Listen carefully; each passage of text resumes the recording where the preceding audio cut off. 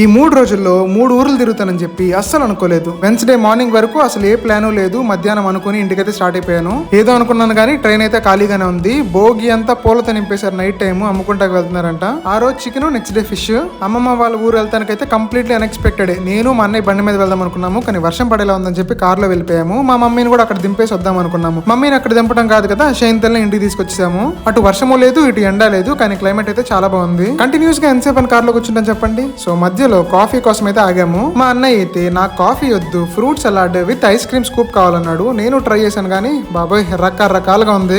మా షైన్తల్లికి అయితే అన్నము పప్పులు ఉన్నా లేకపోయినా సరే క్యారెట్లు చెకోడీలు అయితే ఖచ్చితంగా ఉండాలి. అవి కొనేసుకుని ఇంటికి వెళ్ళిపోయి ఒక గంట సేపు రెస్ట్ తీసుకుని నైట్ అయితే నాకు ట్రైన్ ఉంది, స్టేషన్ కి అయితే వెళ్ళిపోయాను. అందరికి బాయ్ చెప్పేసి మంచిగా లోపలికి వెళ్ళిపోయి దుప్పటి కప్పేసుకుని పొద్దున్న చక్కగా పడుకుని లేసేలోపు చెన్నై స్టేషన్ అయితే వచ్చేసింది. 3 రోజుల్లో 3 ఊర్లు అయితే కవర్ చేశాను. ఇంకేముంది, రూమ్ కి వెళ్ళిపోయి ఫ్రెష్ అయిపోయి ఆఫీస్కి వెళ్ళిపోవాలి.